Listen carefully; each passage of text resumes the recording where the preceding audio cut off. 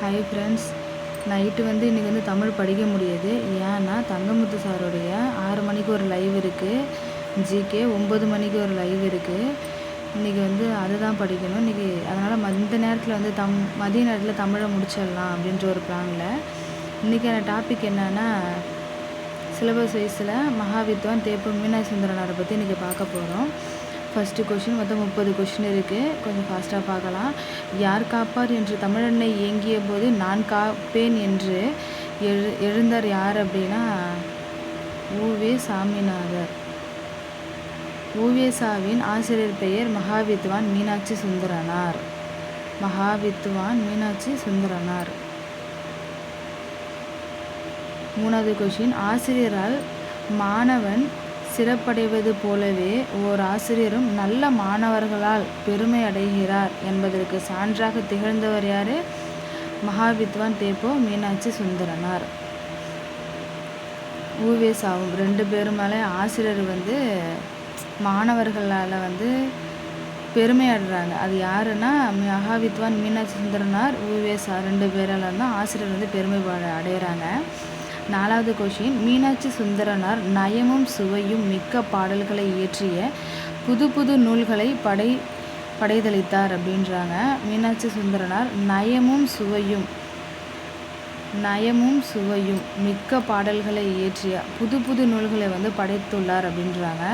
5வது கொஷின், மகாவித்வான் மீனாட்சி சுந்தரனார் எந்த பாடம் சொல்லி சொல்லி மாணவர்களை தமிழ் பாடல் ஈர்த்தார் அப்படின்னு கேட்குறாங்க. அது தமிழ் பாடம். தமிழின் பால் ஈத்தார் அப்படின்றாங்க. மகாவித்வான் மீனாட்சி சுந்தரனார் எந்த பாடம் சொல்லி சொல்லி மாணவர்களை தமிழின் பால் ஈர்த்தார்னா தமிழ் பாடம். தமிழ் பாடத்தை சொல்லி சொல்லி தான்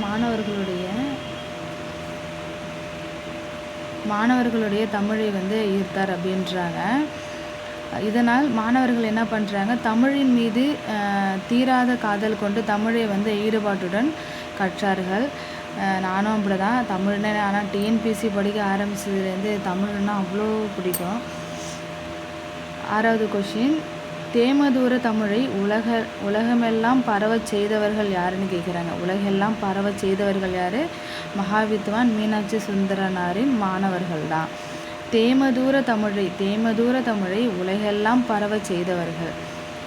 7வது கொஷின், மகாவித்வான் மீனாட்சி சுந்தரனார் பிறந்த இடம் எதுனா 1815 திருச்சி மாவட்டத்தில் உள்ள எண்ணெய் கிராமமா? திருச்சி மாவட்டத்தில் உள்ள எண்ணெய் கிராமம். மகாவித்வான் மீனாட்சி சுந்தரனார் எங்கே பிறந்தார்? திருச்சி மாவட்டத்தில் உள்ள எண்ணெய் கிராமத்தில் பிறந்தார். 8வது கொஷின், மீனாட்சி சுந்தரனார் திருமணம் செய்து கொண்டு திரிசரபுரத்தில் அதாவது திரிசரபுரத்தில் வாழ்ந்ததால் திரிசரபுரம் மீனாட்சி சுந்தரனார் என்று இவரை அழைத்தாங்களாம். திருமணம் செய்து கொண்டு திரிசரபுரத்தில் வாழ்ந்ததால் இவரை திரிசரபுரம் அப்படின்ற மீனாட்சி சுந்தரனார் அப்படின்னு அழைத்தாங்க அப்படின்னு சொல்கிறாங்க. மகாவித்வான் மீனாட்சி சுந்தரனுடைய பெற்றோர் யார்? பெற்றோர் சிதம்பரம் அன்னத்தாட்சியார். மகாவித்வான் மீனாட்சி சுந்தரனார் யாரிடம் தமிழ் கற்றார்? தமது தந்தையார் சிதம்பரத்திடம் தமிழ் கற்றார். மகாவித்வான் மீனாட்சி சுந்தரனார் யாரிடம் தமிழ் கற்றார்? தமது தந்தையார் சிதம்பரத்திடம். அவங்க தந்தைக்கிட்டேயே அவங்க தமிழ் கற்றுக்கிட்டாங்க. 11வது கொஷின், சுந்தரனார் இலக்கிய இலக்கண நூல்களில் நன்கு புலமை பெற்றவர். இலக்கிய நூல்களில் நன்கு புலமை பெற்றவர். 12வது கொஷின், சிறு வயதிலேயே செய்யுள் இயற்றும் ஆற்றல் பெற்றவர். 13வது கொஷின், இவரிடம் கல்வி கற்க வேண்டும் என்ற வேட்கை தணியாததாக இருந்தது. அதனால் எப்பொழுதும் நூல்களை படித்து கொண்டே இருப்பார். யார்? மகாவித்வான் மீனாட்சி சுந்தரனார் என்ன பண்ணுறாரு?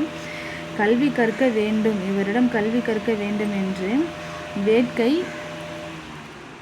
தணியாததாக இருந்தது. அடுத்தது 14வது கொஷின், சுந்தரனார் தமிழ் இலக்கியத்திலும் சைவ சமய நூல்களிலும் ஆர்வம் கொண்டிருந்தார். 14வது கொஷின், சுந்தரனார் தமிழ் இலக்கியத்திலும் சைவ சமய நூல்களிலும் ஆர்வம் கொண்டிருந்தார். 15வது கொஷின், மகாவித்வான் மீனாட்சி சுந்தரனாரின் மாணவர்கள் யார் அப்படின்னா குலாம் காதர், சவரி ராயலு, தியாகராசர், சாமிநாதர் இவங்க 4 பேரும் தான். 16வது கொஷின் மகாவித்வான் மீனாட்சி சுந்தரனாரை திருவாவடுதுறை ஆதீன வித்வானாக இருக்க வேண்டுமென்று ஆதீன தலைவர் அழைப்பு விடுத்தார். சுந்தரனார் அப்பதவியில் சில காலம் இருந்து தொண்டாற்றினார். ஓகேவா.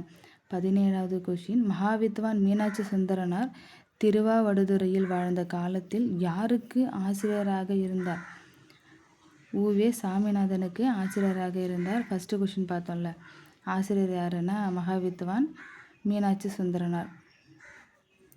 உவே சாவுக்கு தான் இவங்க ஆசிரியராக இருந்திருக்காங்க. 18வது கொஷின் மகாவித்வான் மீனாட்சி சுந்தரனார் இயற்றிய நூல்களில் எண்ணிக்கை 80.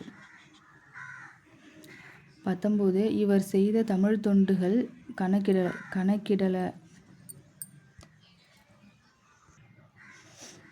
கணக்கிலடங்கா. அதாவது இவர் செய்த தமிழ் தொண்டுகள் கணக்கே இல்லைன்னு சொல்கிறாங்க. இவர் தம் வாழ்வின் பெரும் பகுதியை மாணவர்களுக்கு கல்வி கற்பதிலேயே செலவழித்தார். 20வது கொஷின் இவர் பாடம் நடத்தும் பொழுது ஏடுகளை பார்க்க மாட்டார். அவர் பேச்சு திறமையில் சிறந்திருந்தார். மிக தெளிவாக தமிழில் பேசி விளக்கும் திறமை பெற்றிருந்தார். அதனால் அவருடைய மாணாக்கர்கள் அவரிடம் கற்பதனை மிகவும் விரும்பினார்கள் அப்படின்றாங்க. 21 மகாவித்வான் மீனாட்சி சுந்தரனார் பல கோவில்களுக்கு சென்று அக்கோவில்களை பற்றி பாடிய பாடல்களின் தொகுப்பு எவ்வாறு அழைக்கப்பட்டது? தலபுராணங்கள் என்று அழைக்கப்பட்டது அப்படின்றாங்க. தலபுராணங்கள் என்று அழைக்கப்பட்டது. இவர் நகைச்சுவை உணர்வு மிக்கவர். யாரு?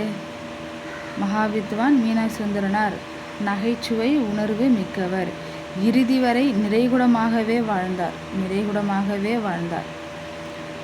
23வது கொஷின் சுண்ணாம்புக்காரன் தெரு என்பதனை நீற்றுக்கார தெரு எனவும் வழங்குவர்.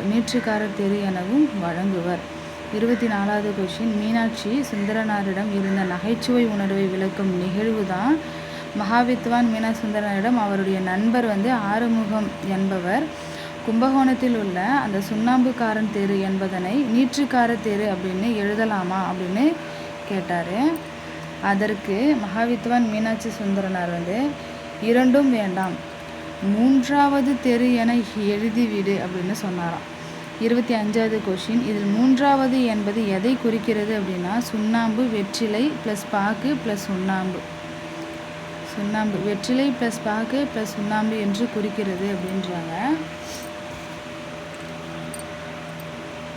அதாவது நீற்றுக்காரன் தெரு எங்கு உள்ளதுன்னா கும்பகோணத்தில் உள்ளது. நீற்றுக்காரன் தெரு எங்கு உள்ளது? கும்பகோணத்தில் உள்ளது. 27வது கொஷின் நோய்க்கு மருந்து இலக்கியம் என்று கூறியவர் யாருன்னா மகாவித்வான் மீனாட்சி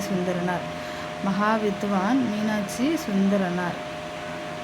தலபுராணங்கள் பாடுவதில் வல்லவர் யாருன்னா மகாவித்வான் மீனாட்சி சுந்தரனார். இது இம்பார்ட்டண்டான கொஷின்.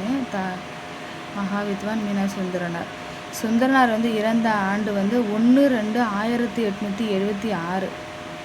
1/2/1876. நாளை என் தாய்மொழி சாகுமானால் இன்றே நான் இறந்து விடுவேன் என்று கூறியவர் யாருன்னா ருஷ்யக் கவிஞன் ரசூல் கம்சேவ். சூப்பரான வார்த்தைல்ல, இன்றே நான் இறந்து விடுவேன். 31 சொல்ல துடிக்குது மனசு என்ற நூலை எழுதியவர் V.K.T. பாலன். இது வரைக்கும் தான் மகாவித்வான் தேப்பு மீனாட்சி சுந்தரனுடைய ஒரு 31 கொஷின். நாளைக்கு சி இலக்குவனாரை பற்றி பார்க்கலாம். தேங்க்யூ.